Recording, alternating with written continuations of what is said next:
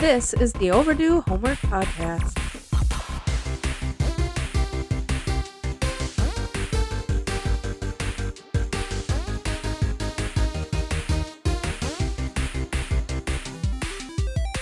Welcome to the show. That's Trav, I'm Drew. And I'm Trav. This is the Overdue Homework Podcast, and as always, we are here to give you our opinions on 80s and 90s media. Contact us, podcast at overduehomework.com. Trav, how are you doing? I'm doing pretty good. No life updates for me today, though. Nothing? Nothing. How about you, Drew? I'm doing pretty good. I meant to talk about this a podcast or two ago because it was closer to Father's Day. I'll hold it up to the camera here so that everybody can see it. Mr. Busey. Signed picture of Gary Busey. Dude. Signed. He signed it, and I'm gonna say that he filled out the mailing label too. I'm just gonna say that because that's what I'm saving it for. So nice. Yep, it's a real Gary Busey quote. Fart. Feeling a rectal transmission. Sounds like something Gary Busey would say. Does it not? A bodily function which cannot be denied. So yes, that is going to receive. It's quite possibly one of the best Father's Day presents I've ever received in my life. That's for sure. It was late though, because apparently Gary Busey's got a backlog of things to sign. I mean, believable. Very believable. Very, very believable. All right, Trav, before we move on, do you want to hit me with those socials? Facebook and Instagram at Overdue Homework Podcast. And if you're watching this on YouTube, thanks a lot. Like and subscribe, all that fun stuff. You know how to do it, so please do that. In production of this podcast, I used no articles. I used a YouTube video from SOS2 Needletooth. Shout out. Shout out, SOS2 Needletooth. Know you're a listener. Know you're a listener. And a little bit of Wikipedia, because believe it or not, facts from behind the scenes of Species 2 are hard to come by. Not a thing. Not a thing. Not a thing. So I should probably make that website, right? Probably. I'm going to do that. What would you name that website? I don't know. Alienboobies.com? I'm pretty sure that's taken. Yo, you're probably right. You're probably right. And of course, I already mentioned it, but our homework review for this week is Species 2 from 1998. 1998 was a pretty good year. It was. Except for if you're a Vikings fan. Then it sucked. Well, it was pretty good until the championship game. Then it sucked. Gary Anderson. Never misses a kick. Son of You piece of shit. Finkel is Einhorn. That's what it reminds me of every time. Every time. All right, dear YouTuber, with all of that out of the way, make sure you like, subscribe, comment, tell your friends, tell your grandma, tell everybody about this YouTube channel. We need more grandmas listening to this. Absolutely. More grandmas listening. Please, grandmas, listen and email. Grandmas, listen and email. So thank you, dear YouTubers, and we bid you adieu. Bye-bye. Back to the podcast. Back to the podcast. All right, our homework review for this week is Species 2 from 1998, directed by Peter Medic. Written by Chris Berencato. Sure, why not? That's how you say it. Based on characters by Dennis Feldman, produced by Frank Maniscalco Jr., starring Natasha Henstridge as Eve, and of course she's returning in this movie. Monica Staggs as Alien Eve. She's an alien. It's weird that there's two different actresses because it looked like a puppet. It did. They really did look like it. But whatever. Michael Madsen returning as Preston Press Lennox. I'm a big fan of Michael Madsen in this movie. In this movie you are? Yes. Yikes. In general. I love him. I am a fan of this movie because you can tell he is totally just phoning it in through the whole movie. That's why I don't love him in this movie. That's why I love him. What happens to him in the movie has to be how he got cast again in the movie. Like, he doesn't want any part of it. They're like, how about $1 million? He's like, sure. I think the same thing happened for, you want to do Species 2? Fuck no, I don't. How about $1 million extra bucks? All right. I suppose I'll see you Monday. That is exactly what happened. Yeah. No, it is exactly what happened. Because he does not seem interested in this movie whatsoever. Marge Hellenberger returning as Dr. Laura Baker. Do you love Laura? You know, I had to look up that she was even in the first one because Yeah. I don't recognize her for some reason. She does look a little bit different, but yeah, they were the love interests in the first movie. Okay. I did watch the first one before I watched the I second one. should have done that, but I did The not. first one is much better. Missing some Forrest Whitaker. McKelty Williamson as Dennis Gamble. George DeZunza as Colonel Carter Burgess Jr. I don't know why they had to throw the junior in there, but they did. It's not needed. James Cornwall as U.S. Senator Judson Ross.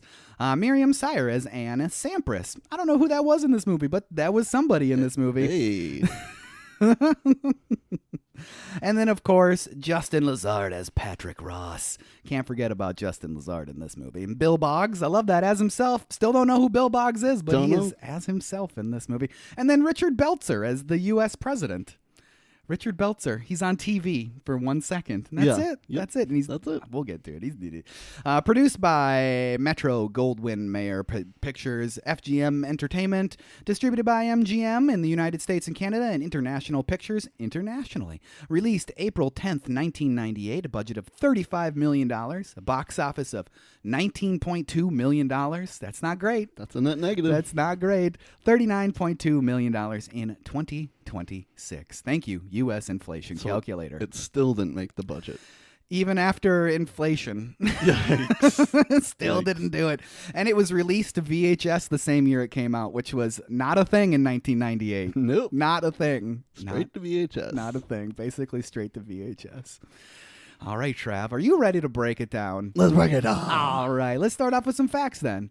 At the 1998 Stinkers Bad Movie Awards, that was a thing. It was nominated for Worst Sequel, but lost to I Still Know What You Did Last Summer. All right. All right. I've never seen that movie. Have you seen that movie? I have not seen the sequel. No. I have never seen the sequel either.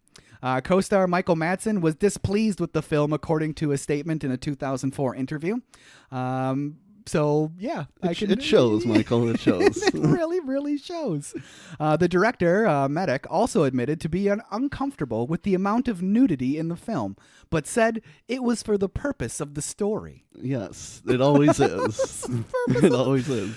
It was not for the purpose of the story. It They really wasn't. knew they had a stinky movie on their hands, and so I guess boobs? Throw some boobs in Boobs there. and sex? Boobs and Alien sex? boobs? Sure. Even though every sex scene ends terribly. Yeah. Like Very graphically terribly. So there was merchandising with this movie. Can you believe that? Not really, but all right. There was merchandising. To coincide with the film, McFarlane Toys released an Eve and Patrick in their alien form action figures as part of the inaugural series of Movie Maniacs action figures. Both action figures came with a replica of the film's poster with skull and bones base. Sure. I should have looked up a picture of this so I could picture it in my mind's eye, but I never did that. You can do it by the time this releases. Yeah, it's true. That's very, very true. Eve actually came with an alternative head, which is kind of funny. So whatever, I guess.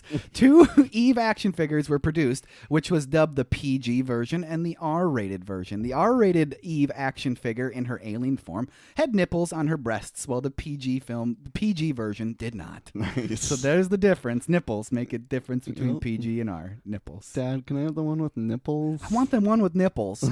All right, son. All right. Don't show your mom. Don't show your mom. The R-rated figure was released only in comic book and other collectible stores, while the PG figure was released in toy stores. So I see. if you wanted to get the one with the nipples, you would have had to have gone to, I don't know where you would have gone in town for that. Don's Hobby, maybe back in 1998. I don't know. So there are some pretty daring stunts in this movie, right? Yeah. There's some pretty good ones. Natasha, who played Eve, obviously, loved doing her own stunts. She performed the close-up shots of her character smashing through the heavy glass enclosure herself. All right. It looks like that. Now that when you think that, I'm like, oh yeah, for sure, that was actually her. She also spent long, grueling nights filming squib and explosion scenes. So good for her. I mean, way to go. This movie with her, it almost seems like, hey, we want you back for this movie. You're going to be playing basically the same role. Yeah. But we're going to give you actual lines in this one. Yeah, you're half human this time. You're going to get to actually do some acting in this one. She's probably like, I'm all for it. Sure. Sure. So that brings to close the facts that I had for this movie, because All right. there was not a lot. Not a lot. Not a lot. So we open in space with Benjamin Buford Bubba Blue from Forrest Gump. Because obviously I was like, dang, what are you doing in this movie, buddy? What are you doing? And he is flying to Mars, because that's what I pictured Bubba Gump doing. Bubba from Forrest Gump doing is next becoming an astronaut flying to Mars, right? Exactly. Of course. I am into this opening of this movie. Definitely. Like space, cool space stuff. Unbelievable. Sign me up. Yes, it looks really good. It does. It's like, here's all our budget. Pretty much. I really found the ads on the side of the ship pretty funny. Definitely. And it was crazy that like Sprint was a big enough company in 1998 to be referenced without any acknowledgement within the film, Yeah. just having their picture on the side of the spaceship. Sprint, Miller Lite, Yeah. Reebok, Yeah. and what was the last? Pepsi. Pepsi, yep. And Sprint doesn't exist anymore. No, So and it's- Reebok's definitely, not in the upper echelon of basketball attire, but No, definitely not. Definitely not. Definitely not. I have a problem with the lander they used to get onto Mars, though, right? like the little drop pod. The little square pod that Yeah. he just flies down. Mars is not the moon. It's not. It is not the moon. You can't just casually take off and land from the surface of Mars. Have you been to Mars, Drew? Do you truly know that? I looked it up. You would have to be going at least almost 11,000 miles per hour to break free of Mars's gravity. All right. So you can't just leisurely lift off of the surface of Mars and rejoin a spaceship in orbit. No. But that's okay. They did it in this movie. They did it in this movie. Misleading so a it's generation of 14-year-olds. fine. Yeah. Everyone was pissed when they got to Mars and realized how fast they had to go. Exactly. Anyways, Patrick Ross is the first man on Mars. And he's just a Martian ditch digger. That's all he is. Is it weird that it's like a live as it's happening situation? Or is it supposed to be flashing back? Well, with current time? they're presenting it as a live As thing. if it's happening, right? There Okay. would be a astronomical delay between the broadcast and what's Super. going on. Yeah. But yes, they are presenting it as it's happening in real time, which is that's okay. We get a quick look at Ray Romano's dad in a mental institution. Yep. Okay, there he is. We have no idea what he's there for, but he's there. We'll find out a little bit later. Those samples of dirt, they be bad news. They'd be bad news. Because the same alien that made Syl who she is also lives in the Martian soil, because sure. Yeah, sure. Because sure. Yeah. Is this a good or bad premise to this movie? Is it mean, good or bad? It's bad. It is bad. It's really bad. It's really bad. It just doesn't really make sense. No. The second time I watched it, I had to pay extra close attention. Like, did I miss something? Or this is literally just from the dirt sample? Nope, it's just from the dirt sample. I mean, they explain it later in the movie, which we'll get to, but still, like, you should be able to not need an explanation. Yeah. It should be just done with the visual. It should be like all of a sudden there's a Syl alien that's been living on Mars. Even the fact that the stuff is on Mars from millions of years ago hardly makes any sense to me. It doesn't. I don't know. That's right. I don't know. I don't get it. I don't know. All right.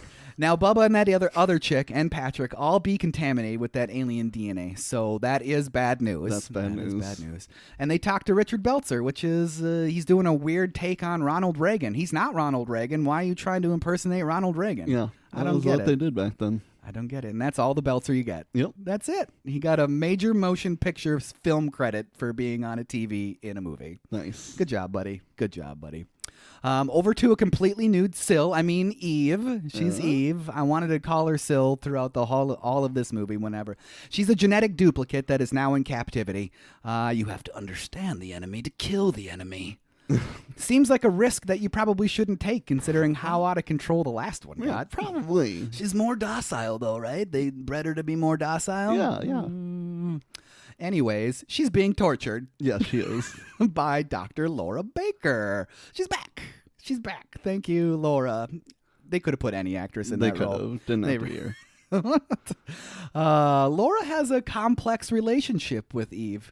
She loves her, but she tortures her for science. Yeah. She's like, she took this job to make sure the experiments were done with regard to you. Yeah.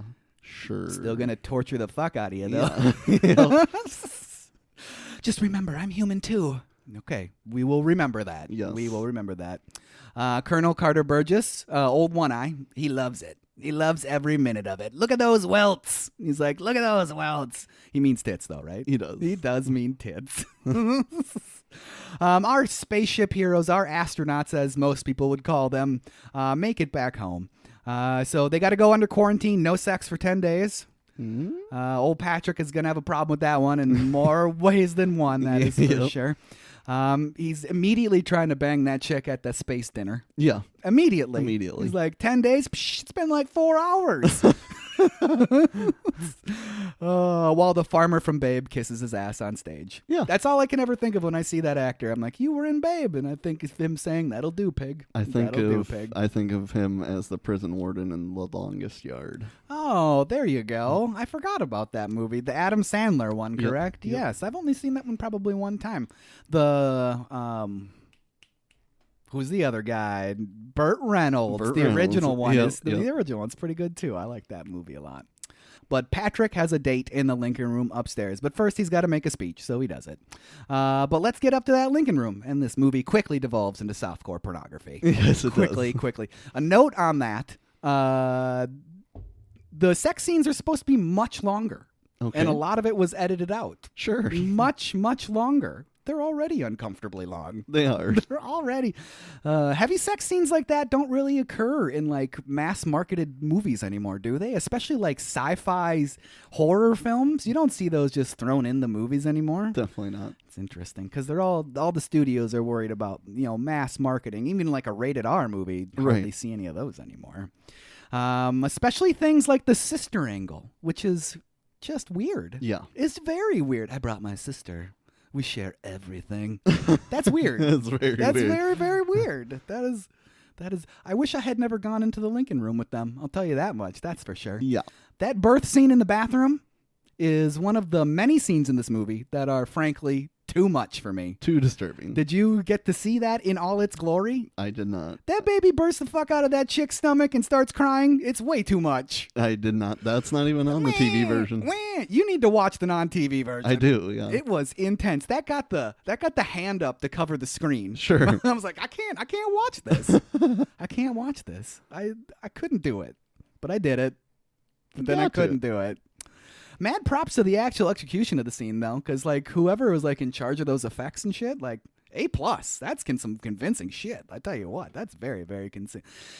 Honestly, it was the baby noises, I think, that made it the most disturbing, because that's just too much. Yeah. It's just... Anyways. Patty Boy has 2 new kids, both boys. He only gives birth to... Well, he doesn't give... All his lady friends only give birth to boys. Yeah. Only to boys.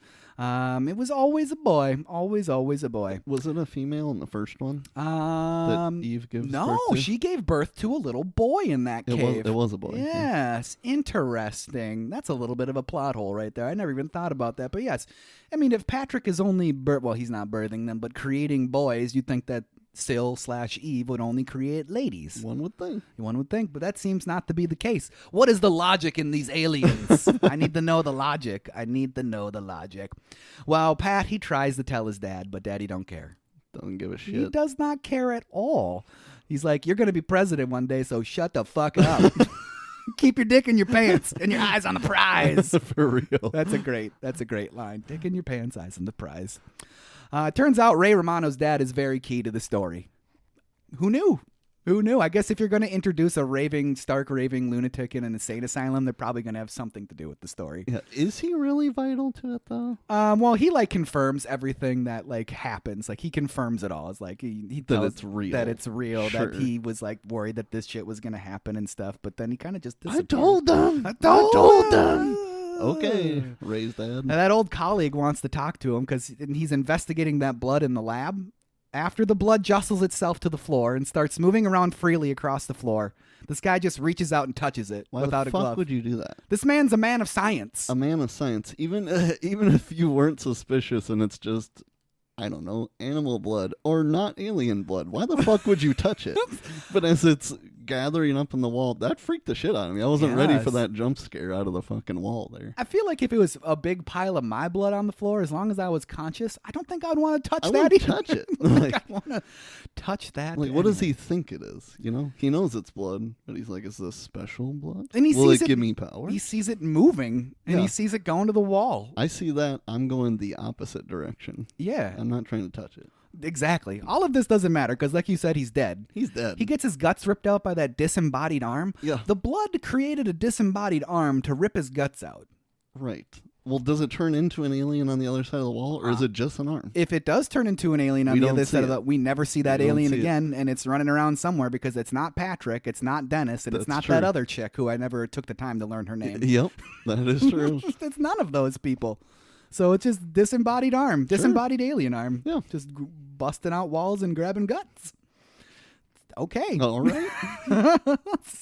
The only purpose to kill that guy was to get Michael Madsen to enter the movie, basically. Yeah. Because they're like, get Press Lennox. What do you think, old Press? He's rough in this movie. He's rough. And why does he have the, Creed ink-dyed black hair, too? Just let it be natural. That Let was some the- gray happen. That was the style in 1998. That was. Shoe polish black. Shoe polish black. He does drive a Porsche, though, so that's pretty cool. That is pretty cool. That's pretty cool. I personally really like him, like Michael Madsen in this movie, even though sometimes the poor dialogue is like over the top. But that's what I like after watching it multiple times. I'm like, I love him in this movie because it's so bad. Like, Yeah. I love everything about that. But I hate how he carries his gun the whole movie. Just does. carries it like limp-wristed behind his head just so he can have that dramatic fucking point at the alien at the end. and then later too, he points his gun, a loaded gun, at that at Dennis's crotch. So I'm just waving, and he also in the grocery store points a gun at the clerk on the floor. that he ran into. Where's the cereal aisle? I'm gonna blow your brains out over Fucking a cereal demolishes aisle. this poor guy trying to stack the end cap. And where's the fucking cereal?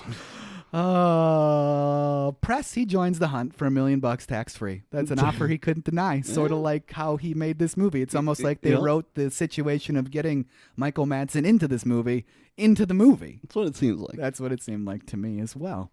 That's what it seemed like as me. Press and Laura reunite in the lab and ruin many years of keeping men away from Eve. Yeah. It was way too easy for them to just stroll on in there. way too easy. And am I missing something, or is there like sexual tension here between him and Eve somehow? Oh, instantly. She is looking to bang. How? Like, this must be the alien It's not because she animalistic. recognizes him. It's just because No. that's a man with a penis. Man with a penis. Okay, I need to okay. procreate. My alien side is throbbing. Okay.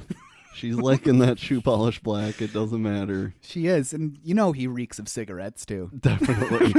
Definitely. No, he does. But I couldn't tell if he was scared or sexually charged. I think a little bit of both. A little bit of both. He was sort of like, oh, he was damn. scared how sexually charged he was becoming.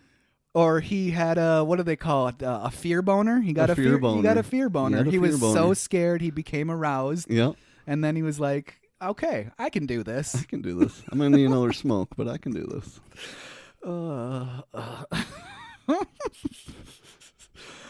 So they start their hunt looking for Ray Romano's dad. I mean, Herman Cornwell, however you want to say it. The government covered up life on Mars. So there you go. That's Okay, why he's that's key. what it There was was. a fossil of non-terrestrial origin on Mars, and Mars got destroyed by this organism that happens to be the same as Eve. Yeah.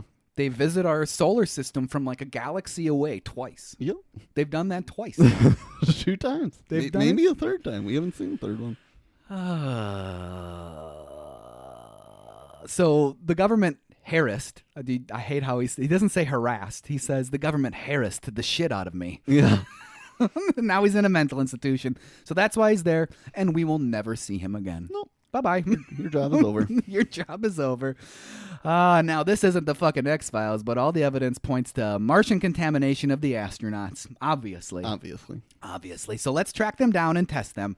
First on the list is Patrick, because, he's like the main character of the movie. Over to Patrick, and he's getting laid again, which we all know what's going to happen. And then that happens, and that lady is in for a very rough night. Yeah. Very, very, very rough night. And who is that? I think she may have been at the dinner. Like the lady, like, is that his girlfriend? Is that his wife? I'm not sure, honestly. I feel like... And she's like, I brought my sister. No, that was the at the dinner. Was at the dinner. This is later on when he's banging the last chick before they start making. Yeah. I was like, is this the girlfriend? Is this the wife? It seems like they have a relationship, and he's just been stepping out because astronauts, they be stepping out. Yeah, that's what they do. That is what they do. Who knows what she is? I think I saw a ring on her hand, but I don't remember if it was on her right or her left hand. So I don't know. I'm going to say it's his wife. And he just likes sleeping around. Yeah. He wants all those space babes. Not space babes. What would you call a space groupie? What would you call them? An astronaut groupie. What would you call them? What would you call them? Space hoes? Space hoes. That works. That works. Would you call them astro babes? Astro babes. Astro sluts? That's my favorite one. Astro sluts? Astro sluts. We're going to go with that. Astro sluts. Okay, she might be an astro slut. She might be an astro slut. And he's just adding to kids now. Just tons and tons of kids. He's up to a baker's dozen at this point. Yeah. And something do like they that. come with clothes? Are they birthed with clothes that fit you as you grow? No, they're nude when they're birthed, but Patrick's got a lot of access to burlap sacks because he keeps putting these kids in burlap sacks for some reason. I don't know where he's getting them. And like instantaneously. Like when he banged that hooker and then there was a kid and she carried him off into the woods, this kid like steps up in the woods and he's already got one of them burlap sacks on. What the hell, dude? Where are you getting all these unlimited burlap sacks? Supply of burlap. He just got them. He's into it. Maybe he's got a stock in some burlap company. Yeah, that's probably what it is. I mean, his dad is pretty powerful. Probably some insider trading going on. It's true. Anyways, Press and Laura are on the hunt. The other astronauts, they're getting laid too at this point because it's been 10 days. Talk about waiting until the last second to try to stop an alien invasion. Yeah, seriously. The chick astronaut, who once again I never learned her name, when she shoots that tentacle out of her belly across the room and onto her husband's face. Yeah. Jesus, that's right. Jesus. Scary shit right there. Jesus. And then what the fuck is that mist that Laura's shooting around? I don't know. They act like it has something to do with their blood. But that doesn't get revealed until like the last 30 minutes of the movie. That's true. But they're hosing this mist down everywhere. Yeah. What is... Sure. Mystery mist. The first movie used flamethrowers. Yep. I would have much rather have seen a whole bunch of flamethrowers. I don't want to do the flamethrower thing again. Let's do the mist thing. Mist. The mystery mist. Let's bathe her in fog. Yeah. But like it must be the same thing as the end of the movie, but it just hasn't been introduced yet. Why not introduce it a lot earlier? Still don't truly understand what it is at the end. Some sort of acidic mist that has to do with human blood. It's out of Dennis's, because Dennis has the trait for sickle cell anemia, and that's why the alien rejected him. Because he's not a suitable host. Oh, okay. And that's also why later on when he's up at the cage with Eve, how she's like disgusted by him because she can sense it.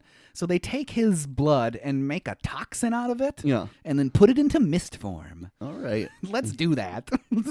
I mean, mad props to whoever wrote that because, I mean, that's some creative thinking. Yeah. I would have just been like, just bring back the flamethrowers. Just do the flamethrower Start thing hosing again. them down with fire, please. Do twice as many flamethrowers. It's a sequel. That's what you do. I do have to say the autopsy after she shoots that tentacle out of her stomach is pretty intense with the alien popping out of the head. It scared the shit out of me. I'm going to tell you that. And then that dude slashes it with that medical saw. Yeah. That was cool as shit. Yeah, it was. Like, oh my God. Oh, just right through there. Stunning. Stunning, stunning, stunning. And once again, Bubba, Dennis, he gets cock blocked. What a lucky lady, right? They're on that boat and he's getting ready to bang her. And then she's like, oh. And he's like, you got to come with us. And he's like, I'm just about to get laid, guys.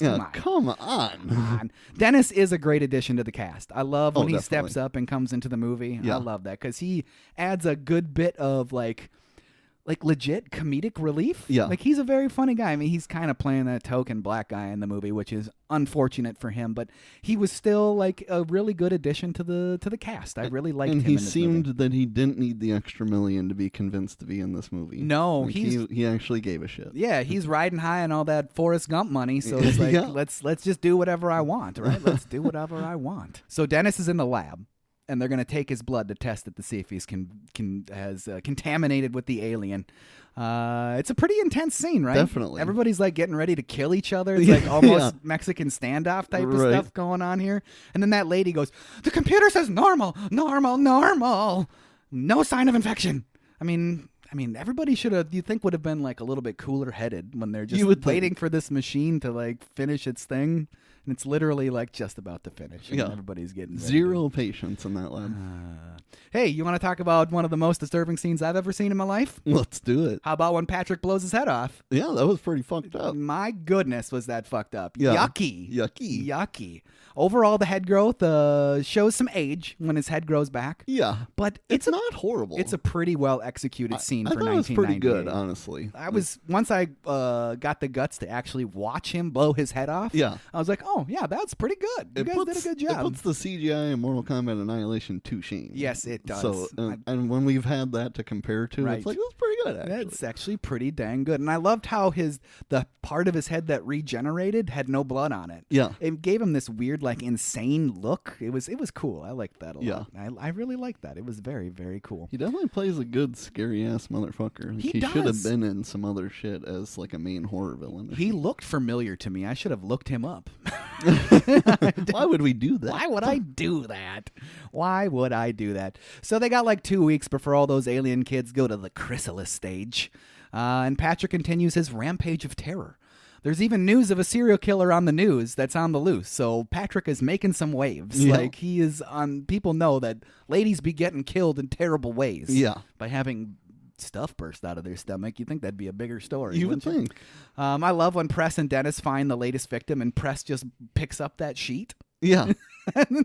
And Dennis is like, you just touched that? How can you touch that? And then Press is like, occupational hazard. No, it isn't. No, it's really not. Don't touch that. No. Please don't touch that. We find out that there's a connection between Eve and Patrick a little bit later on. Does it make sense? I mean, no. It doesn't, How right? the hell would it? She's, like, genetically engineered to be Right. in this movie. She's half alien, half human, zero connection. Right. But there is. Apparently they have some sort of inane hive mind that is existent even though they're not full aliens. They're Yeah. both half aliens. Right. I mean, it helps the story move along. It does help the story move along, but there should be a little better explanation of how the hell that works. Yeah, even in the context of the story, it doesn't even make sense. They just needed to have some sort of device that would move the story along. Right. Otherwise, how the fuck are you going to find Patrick? Exactly. So- They need to use her to find Patrick. Yeah. Otherwise, Patrick is going to continue his rampage of terror. Yeah. So how do they actually make this connection? They torture the shit out of Eve again so she can make this connection. Yeah. It works. It does. And it works a little too well. Yes, it does. A little too well. So riddle me this, Trav. Why does Patrick go from late night abductions of women on the fringes of society to broad daylight public kidnappings? I don't know. He's just becoming a cocky son of a bitch. at Seems this like point. a big jump. He must be like ultra compelled to reproduce. Yeah. Because all of a sudden he's just snatching bitches from grocery stores. Just snatching them. Anyways, it makes for a very tense and uncomfortable scene. There's no doubt about that. Yeah. Did you love the black van fake out? That was pretty good, That actually. was good, right? Yeah. That's a pretty good fake out. Like, and as in they walk past the one. the one Yeah. that they're actually They're in. actually in the other one. 'Cause- And it looked like they were humping because the van was a rocking. People be banging in that People be parking banging lot. in that parking lot. That must be the place to go. Yeah, this is normal. Hey, you guys want to go to the Piggly Wiggly and bang? Yeah, I do. Yeah. And let me ask you this. Why did nobody in the grocery store parking lot anywhere be like, Do anything about it? Even be like, hey, don't do that. Or, hey, call the police. Something? No, Something. nothing at all. Just like, oh, that's kind of normal. It's just a white man stealing a white woman in a scary black van. That's fine. Scary black van. And I didn't grasp that part of the movie at all. Somebody would have said something. Somebody would have said something. Something. Yeah. Call the police. I get it. It's 98. You don't have your cell phone, but do we not care back in 98? That would have been perfect for one of the cashiers to have been like, somebody call the police. Yeah. Just that Just would have something. completely relieved any, like, why is this happening? Right. Just it would have completely relieved it. It would have. Patrick, he makes his connection back to Eve. And now Eve is his focus. Yeah. And he's almost raping that chick, but then he's like, Almost. get out of here, floozy. That's what he says. And she's like, of course. Fuck yeah, I'm not going to get raped. I need some alien poon, and that's what he needs. Eve is into it, and she wants him there as bad as he wants her. Uh-oh. Uh-oh. That would be the worst possible outcome. So Patrick just steps out of that van. He's like, hey, guys, what's up? Hey, what up? Oh, you guys are looking for me? I'll go with you. No problem. It's okay. I didn't rape her. I didn't rape her. I'll go with you guys. We'll go with you. You want to test my blood? Yeah, here. All right, come on, tie me up. That's fine. It's hilarious when Press and Dennis are looking for Patrick in the grocery store, and Press pulls out his gun, like I said, and points it at that stock boy for no reason whatsoever. And on top of all of that, Dennis and Press are in like zero hurry. Yeah. They're like gingerly walking. There's that scene where they both come up to that fence and they like in unison dip underneath it. Like, Yeah. Have some urgency. For Press, it's more about style at this point. He's you just know? more about trying to style. look good. What do Dennis and Press do after they have picked up Patrick? Deliver him directly to Eve. Yeah, that's the smartest thing to do. When didn't Laura already say, like, we need to keep them apart? If they mate, it's going to be terrible. She said she's not even supposed to be by males in general. Yeah. Probably not, the alien we're trying to catch either. Maybe not take him directly to her. Maybe not. But they did. You know why? They did do that. You know why? So the movie can happen? So the movie can happen. You got that right, Trav. You got that right. How about that split tongue attack that Patrick does on Laura? That was pretty gross. That was very gross. There's an extended scene where he actually like jams his tongue all the way down her throat. All right. Yes, but I didn't see that scene, thank goodness. But she survives, obviously. She survives. So they're like, I guess that's unnecessary to put that in there. Yeah. And then once again, what the fuck is the gas that they're using? We haven't developed the gas yet. We still don't know. Boy. It could be water. Who knows? Who knows? And like we talked about a little bit earlier, it turns out Dennis's DNA is the key to defeating the aliens. It's just that easy. It's just that easy. It is just that easy. So let's move on over to Patrick and his dad. This ends about the way you'd expect it to end. Yes, it does. Daddy is dead. Did you believe for a second it wasn't going to end that way? No, not 1 second. Did you like the way that he killed him? The tentacle from stomach to stomach and then out the throat? That was weird. It was brutal. Yeah, it was definitely brutal. A unique way to kill somebody. Yeah. He will not be saying that'll do pig ever again. He will not. That is and foul show. Hypothetically, no one's ever going to find him because that house is still listed under his mother's maiden name. His mother's maiden name. Because no investigator ever would be like, maybe we should search in his mother's maiden name. Nope. I wonder if there's any. Nope. And maybe the fact that his father is a high-ranking government official would probably make all of this information public knowledge at some point or another. That didn't matter in 1998, actually. It didn't. It's time for the fruit of Patrick's loins to go into the chrysalis stage. I'm like, whoa, mad props again to the effects department because those pods are genuinely scary. They are. And they look really, really good. They do. The imagery of that kid lifting himself up with his tentacles, and those tentacles look like they're coming out of his like eyes and mouth and nose. Yeah.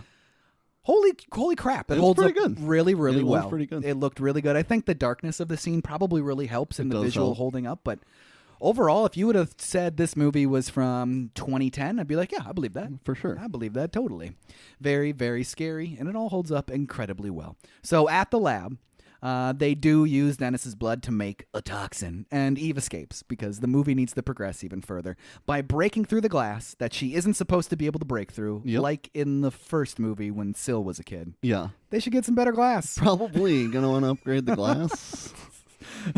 I do love seeing Eve get some of her like revenge of sorts on all the military guys. She is pretty unstoppable. Yeah. It's cool to see her busting through the doors like the Incredible Hulk. Like she literally is like just like it's clobbering time type I of love thing. how everyone's just worthless though. Like the other females in there are just like running at her as if they're gonna like football tackle her. Nope. Stiff arm. Nope. Spin move. When she gets all shot up, that's like a top-notch, bloody, shot-to-death scene. Except cool. she should be annihilated with like Yeah. 120 bullets, but then it looks like she was shot like 10 times. It does. And the leg thing at the end is a little goofy. When it's like that one leg is like flinging around. And like, nobody falls like that. No, nobody does that. Nobody falls like that. But yeah, it's pretty cool to see Natasha actually get to do some acting besides being naked. Yeah. Because that's all she's basically been in both of these movies is just kind of naked the whole time. And then she sucks all that blood back up and just dips out. And then the gunshots do nothing. They do nothing because I read about this because I was wondering that exact same thing. So just like the gas with the boils healed herself, she has now become invulnerable to bullets. All right. All right. At least that was the logic somebody used out there on the internet. internet. It makes sense. We do get a car chase because every action film needs a car chase. Obviously. It's a little tiny car chase, but it's a little car chase. And Eve just leads everybody directly to Patrick. Yeah. Like, not even trying to really get away from them. Nope. They don't need that helicopter or anything. I like that it's two Humvees. 1998 is like peak Humvee era, right? Yeah. Humvees were huge. Everybody loved them. So that's why there's two Humvees in this movie. Right. Humvees were fucking badass in 1998. I mean, I guess they're still pretty cool. They're pretty cool. I don't think I'd ever own a Humvee. No. Not even the military Humvees are pretty cool. Not even those ones. I mean, they're pretty cool. Jesse's saying no. No, they suck. It is really dumb that she just leads them there. I mean, she must be so obsessed with trying to bang Patrick that she just don't give a fuck. Oh, yeah. She wants that dick.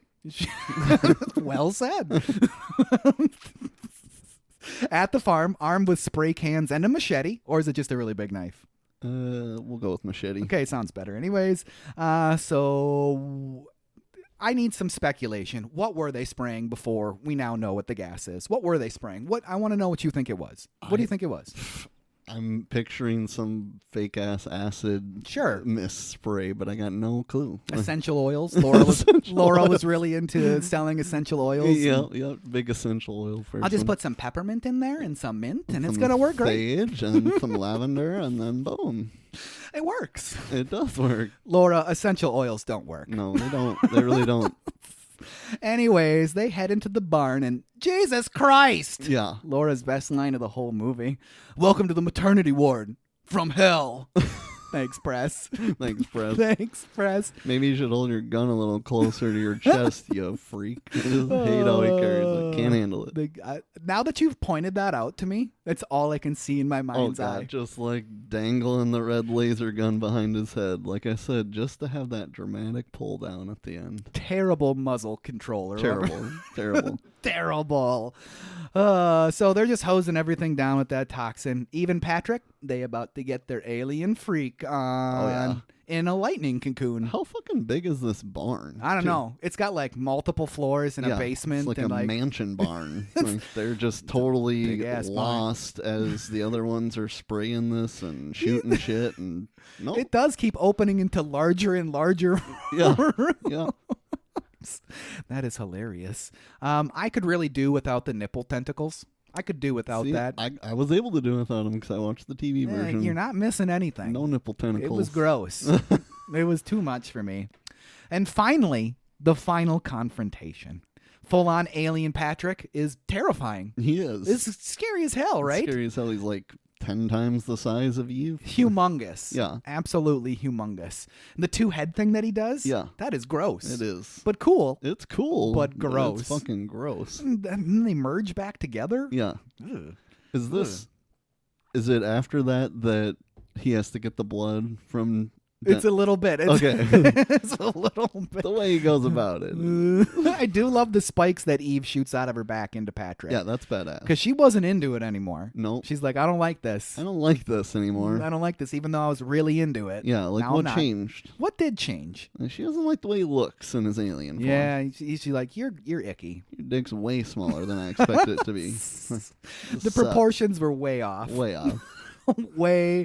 way off.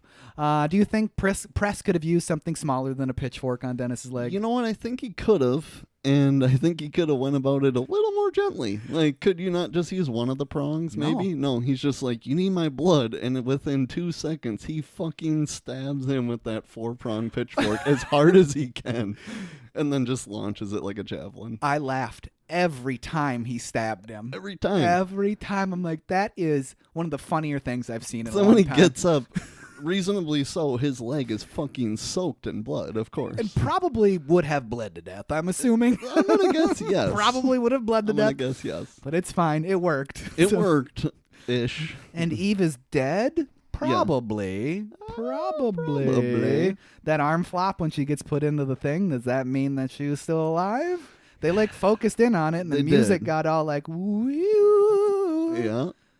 I just still don't get it because I she don't still know. seems pretty dead. Dennis is finally going to get some from that flight medic. Good for him. Yeah. I mean, Long overdue. long overdue. He's been fighting aliens all night. He Yeah. deserves a little release, I guess. Yeah. And back with the dead Eve. What's with the cat? Tell me what's up with that cat. I don't get it. Where did it come from? Why is it jumping on her? Was there a cat in the first one? I don't think so. I don't think so either. Not that I can remember. I don't get it. What's with the cat? And why is there a alien baby in there? Yeah. Why is there an alien kid? Why? Like Nobody looked they in- banged without us knowing, apparently? Nope. Her and Patrick? Well, there was besides her belly getting big and that stuff. There is another one there of was his. already Like nobody looked in that. no. I don't understand how that kid got in there to begin with. Somebody Yeah. was like, "Hey, get that kid out of there." Right. Isn't that an alien kid? Yeah. We should probably kill that thing. Probably kill that thing. And then finally, like we said, her belly explodes and we hear that giant spladoosh and she screams. So Eve is not dead. Yeah. Spladoosh! Ah! And then sequel? Roll credits. Sequel for number 3 coming up. Stay tuned. Yeah, there is. Roll credits.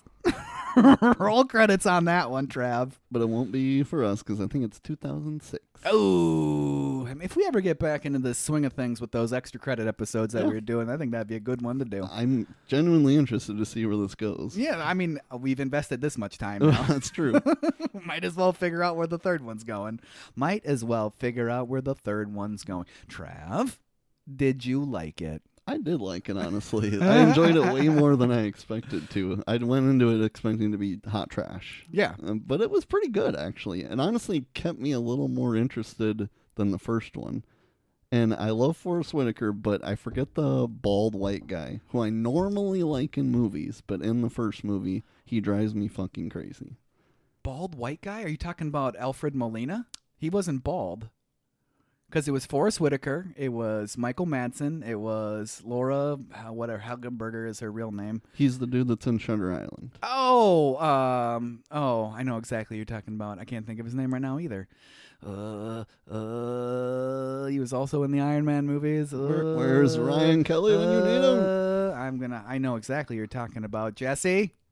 Jesse. I'm going to look it up just so we can say it. But yeah, he's British. He drives me nuts in the first movie. Because his acting is terrible. It's really bad. It's really bad. Only this movie, though. I've never not enjoyed him in anything else. Ben Kingsley. Ben Kingsley. That's what it Ben is. Kingsley. And by the way, R.I.P. Michael Madsen. He's dead. He's never going to make the fourth one. Yep. R.I.P. Michael Madsen. Too bad. But yeah, I don't know. Anything else you want to talk about with that? Because I liked it too. Yeah.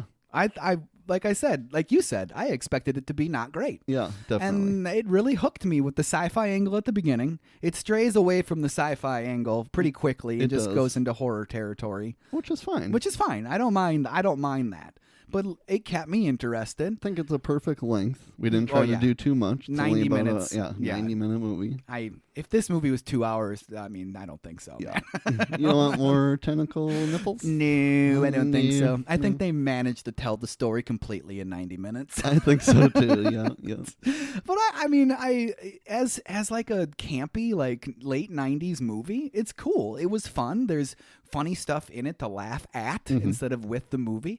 It was just an enjoyable movie it's going to be a movie that I revisit. Oh, yeah, I plan to purchase the hard copy. I will probably do the same I gotta thing. see some tentacle nipples. know what I'm saying? I missed out on a I lot do of know what you're boobies, saying. apparently. You did. It does the boobs kind of go away about halfway through the movie because things got to get serious. Right, You know, right. they got you hooked in there. Right. Just waiting for the next scene with boobs, but it never comes Never until there's comes. tentacles coming out of the nipples. But And enough. you're like, you asked for it. Here it is. I'm gonna when I edit this episode, I'm going to count how many times tentacle nipples was said Okay. because it's gonna be a lot. Tentacle nipples, boobs. It's gonna be a lot. It is going to be a lot. All right, Trav. I think we're in consensus on this movie. It was pretty good. It was pretty good. How many tentacle nipples out of 10 do you? Oh, I'll give it 9.5 tentacle nipples out of 10. I'll take that. Well, it should be 10 and a half. It should be 19.5 out of 20. Yeah, that'll work. Okay, I'll do that. 19 and a half out of 20. All right, Trav. With all of that out of the way, you want to talk about the homework assignment? We probably should. All right. We're doing a classic movie that is basically homework for me because I've maybe seen this movie once, maybe twice. Say what?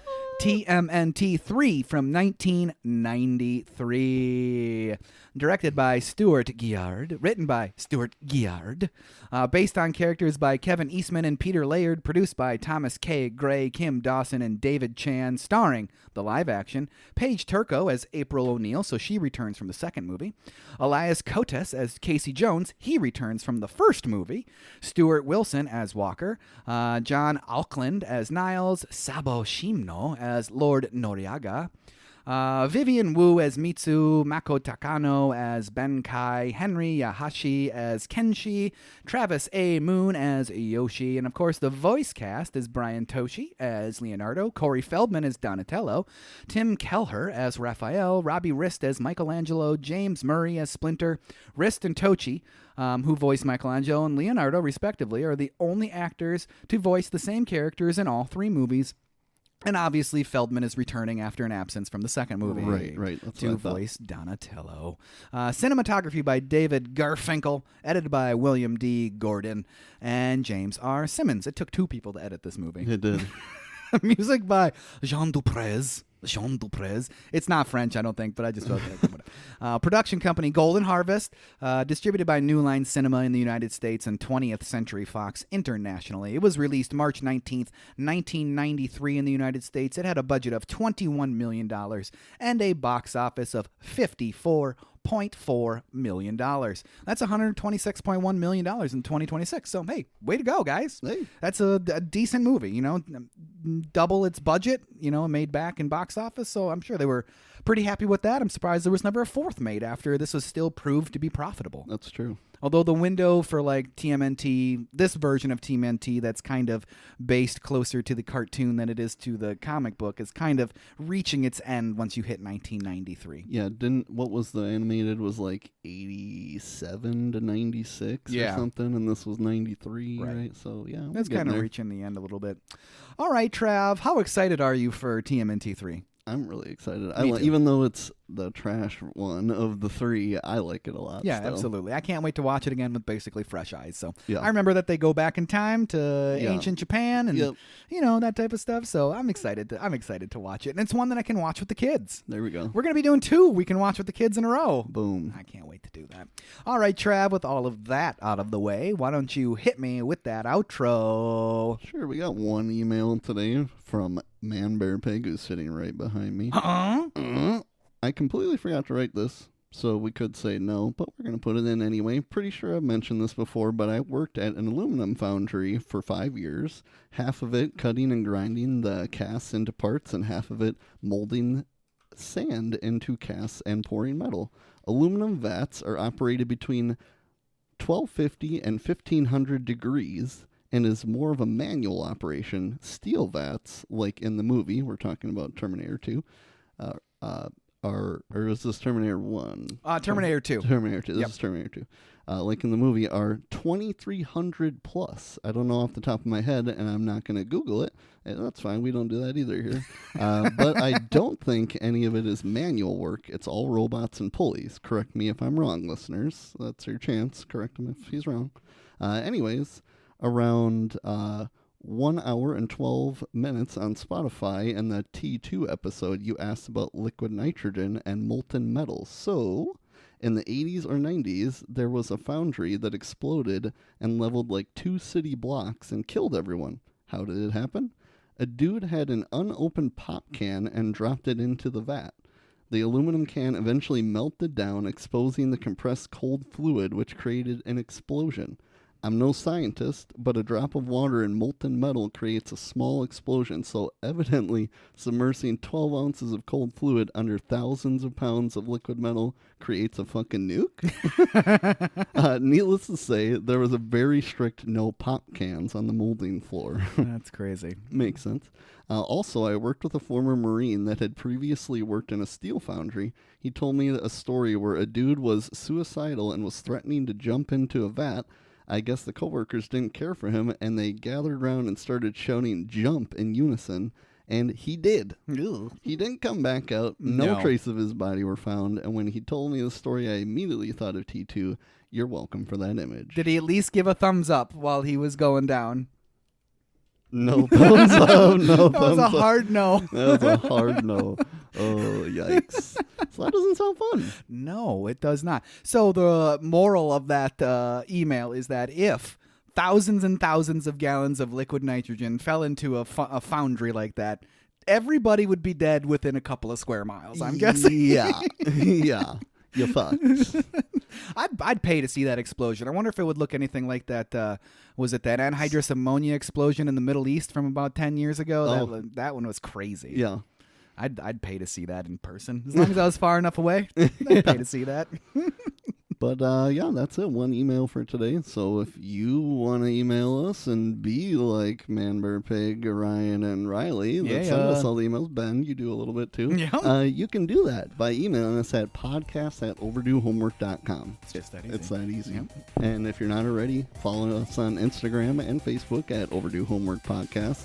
Make sure you're following us on YouTube. Same thing, Overdue Homework Podcast. And as always, make sure you tune in to the next exciting episode of the Overdue Homework Podcast.